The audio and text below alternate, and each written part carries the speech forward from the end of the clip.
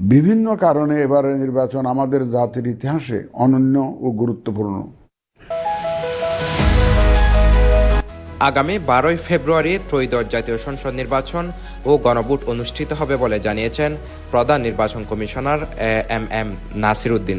বৃহস্পতিবার সন্ধ্যায় জাতির উদ্দেশ্যে দেওয়া ভাষণে ত্রয়োদশ জাতীয় সংসদ নির্বাচন ও গণভোটের তফসিল ঘোষণা করেন প্রধান নির্বাচন কমিশনার। আগামী 2026 সালের ফেব্রুয়ারি মাসের 12 তারিখ রোজ বৃহস্পতিবার 300 আসনে ত্রয়োদশ জাতীয় সংসদ সাধারণ নির্বাচন এবং একই সাথে জুলাই জাতীয় সনদ সংবিধান সংস্কার বাস্তবায়ন আদেশ 2025-এর উপর গণভোট অনুষ্ঠিত হবে। ঘোষিত তফসিল অনুযায়ী সংসদ নির্বাচনের প্রার্থীদের মনোনয়নপত্র জমা দেওয়ার শেষ সময় 29 ডিসেম্বর, মনোনয়নপত্র বাছাই 30 ডিসেম্বর থেকে 4 জানুয়ারি, রিটার্নিং কর্মকর্তার সিদ্ধান্তের বিরুদ্ধে আপিল দায়ের 11 জানুয়ারি এবং আপিল নিষ্পত্তি হবে 12 থেকে 18 জানুয়ারি পর্যন্ত। প্রার্থিতা প্রত্যাহারের শেষ সময় 20 জানুয়ারি, চূড়ান্ত প্রার্থী তালিকা প্রকাশ ও প্রতীক বরাদ্দ করা হবে 21 জানুয়ারি। নির্বাচনী প্রচার শুরু হবে 22 জানুয়ারি, প্রচার শেষ হবে 10 ফেব্রুয়ারি সকাল 7:30টায়।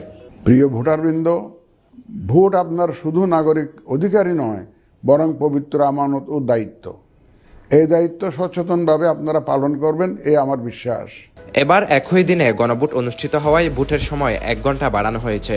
সিইসি তার ভাষণে জানিয়েছেন 12 ফেব্রুয়ারি সকাল 7:30টা থেকে বিকাল 4:30টা পর্যন্ত একটানা ভোট গ্রহণ অনুষ্ঠিত হবে। এবারের নির্বাচনের ব্যালট হবে সাদা আর গণভোটের ব্যালট হবে গোলাপি। প্রবাসে বসবাসরত প্রিয় ভোটারগণ, প্রবাস থেকে ভোটদানের জন্য নিবন্ধন কার্যক্রম গত 18 নভেম্বর থেকে চলমান আছে। আগামী 25 ডিসেম্বর পর্যন্ত পোস্টাল ভোট বিডি অ্যাপের মাধ্যমে পৃথিবীর যে কোনো স্থান থেকে ভোটদানের জন্য আপনারা নিবন্ধন করতে পারবেন। আপনারা এই সুযোগ গ্রহণ করে ভোটে অংশ নিন, দেশ গঠনে আপনাদের অধিকার বুঝে নিন। ভাষণে সিইসি বলেন, সুষ্ঠু ও গ্রহণযোগ্য নির্বাচন করাই এই কমিশনের প্রধান লক্ষ্য। তিনি জানান, বর্তমানে দেশের মোট ভোটার 12,76,95,183 জন, যেখানে পুরুষ ভোটার 6,48,14,907 জন এবং নারী ভোটার 6,28,79,000। আসুন আমরা আচরণবিধি মেনে একটি শান্তিপূর্ণ ও উৎসবমুখর নির্বাচন নিশ্চিত করি।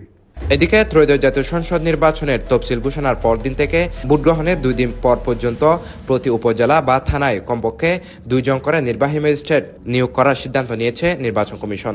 আসন্ন ত্রয়োদশ জাতীয় সংসদ নির্বাচন ও গণভোট সফল করে আমাদের গণতান্ত্রিক অগ্রযাত্রায় ঐতিহাসিক ভূমিকা রাখুন।